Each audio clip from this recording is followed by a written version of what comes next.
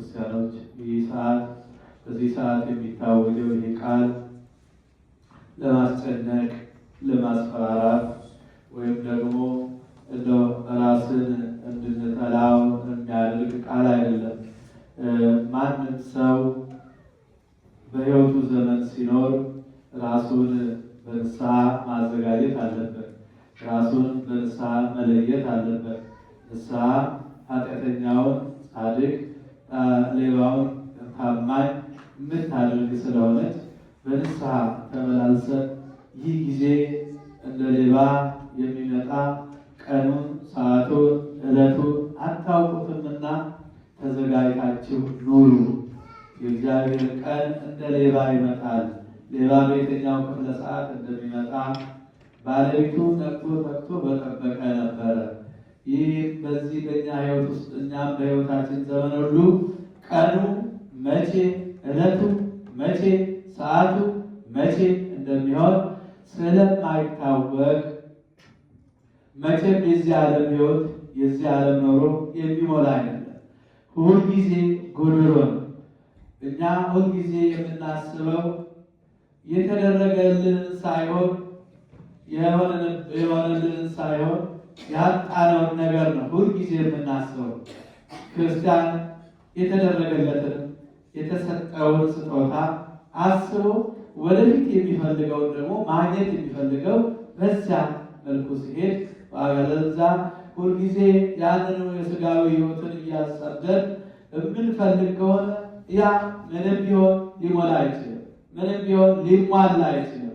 ነገር ግን ሙሉ የሚሆን ጎዶሎ የሚሆን ሳይኖረን ቸግሮን ሳለን ባጣንም ጊዜ እኛ የእግዚአብሔር ከሆን እግዚአብሔር ደግሞ የእኛ ይሆናል። በሕይወታችን ዘመን ሁሉ በሕይወታችን እግዚአብሔር ካለ፣ በንስሐ ሕይወት ካለ እግዚአብሔር ደግሞ እኛ በገንዘብ ድሆች ብንሆን በመንፈስ ሀብታሞች ነን። ብዙዎች በገንዘብ ሀብታሞች ሆነው ባለጸጎች ሆነው አዋቂዎች ሆነው ግን በመንፈሳዊ ሕይወታቸው ግን ባዶ ናቸው። ነገር ግን ያ በእግዚአብሔር ዘንድ አያስከብርም። በእግዚአብሔር ዘንድ ክብርን አያሰጥም።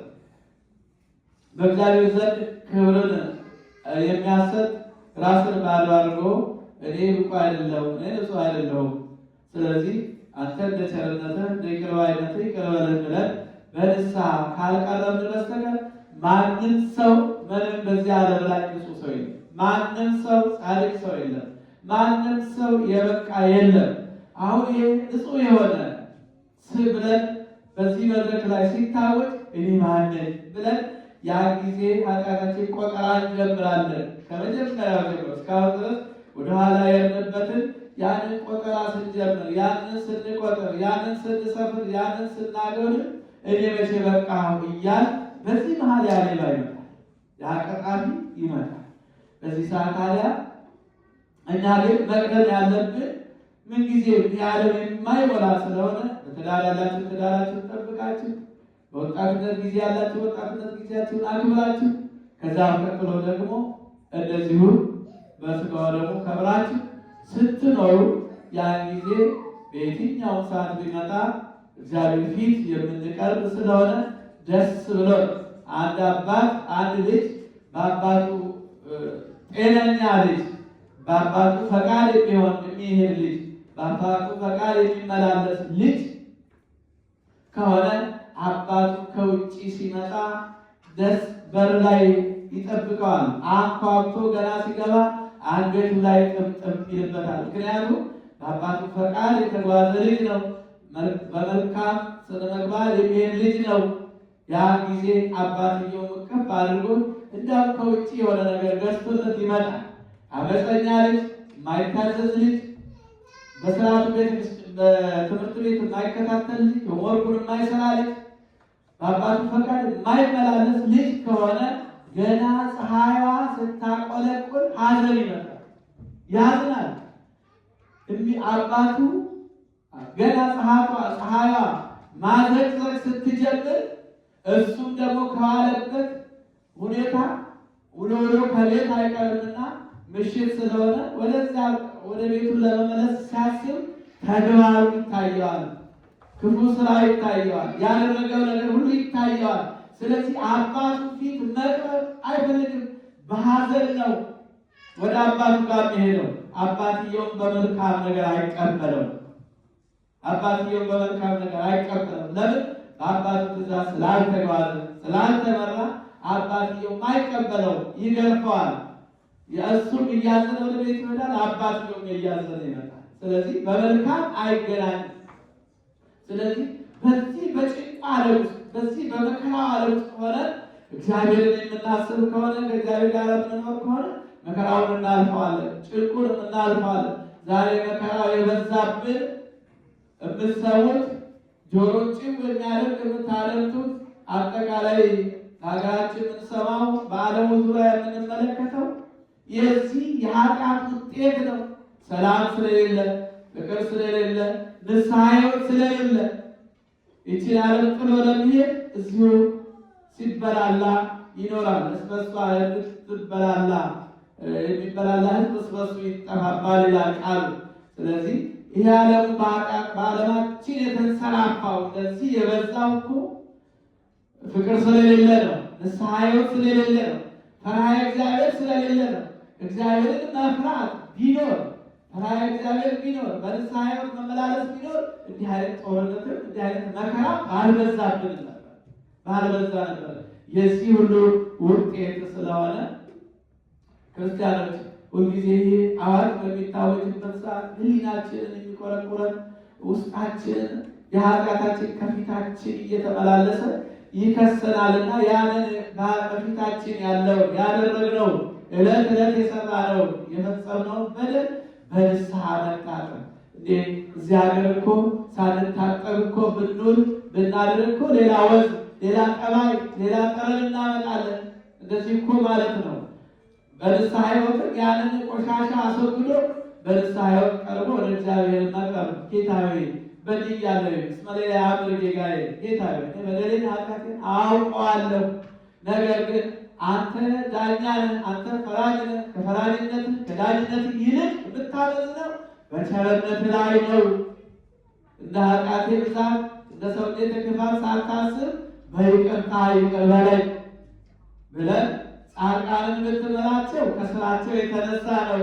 በረሃብ ጥሰው ድንጋይ ተጠርሰው ሳር እየበሉ ቅጠል እየበሉ በዛ ቦታ በስራቸው የተነሳ ትምራቸዋለህ። እኛ ከኔ ጀምሮ በደለኞችን ብትምረን ያን ጊዜ መሐሪነት ይቅር ባይነት በዚህ ይታሰባል ነው።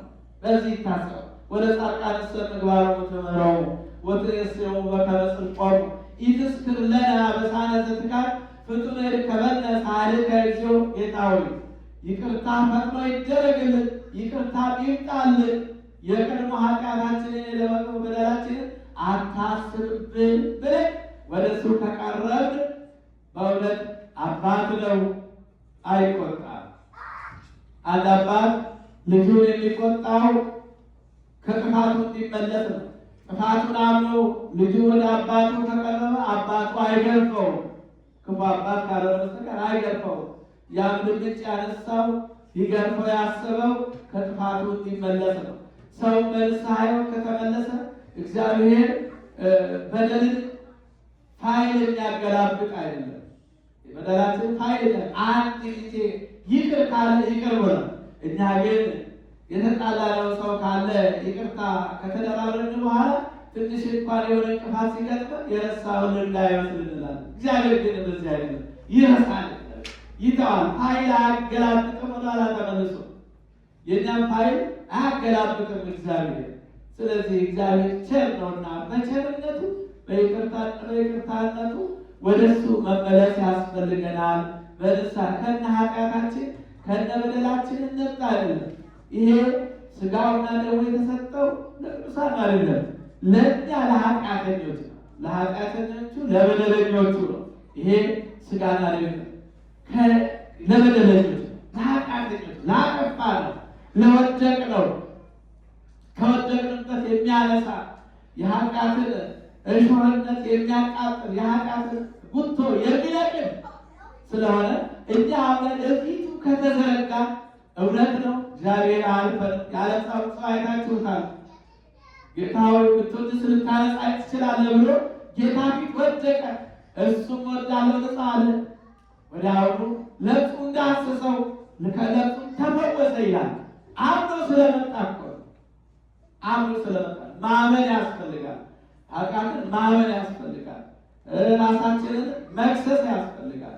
ራሳችንን መቅሰር ያስፈልጋል እንጂ እንደው ይሄ በተነሳ ቁጥር እኔ መቼ በቃው እኔ በዚህ ንጹህ ስጋው ደግሞ የተቀበለ ቅዱስ ነው ንጹህ ነው ማለት ነው አይደለም። ማንም ንጹህ የለም።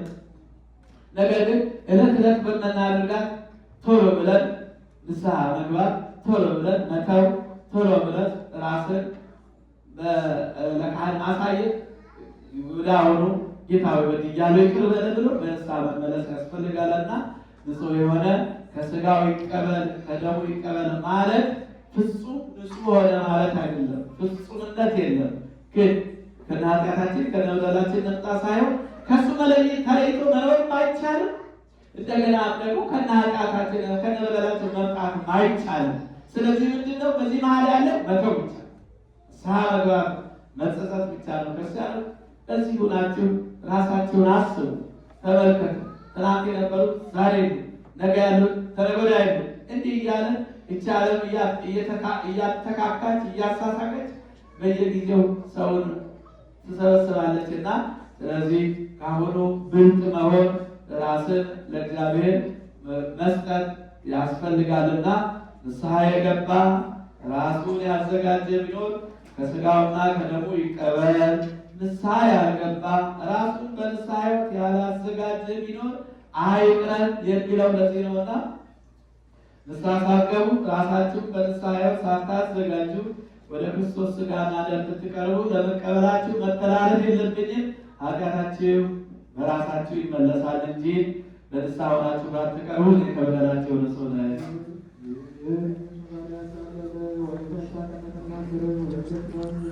Thank you.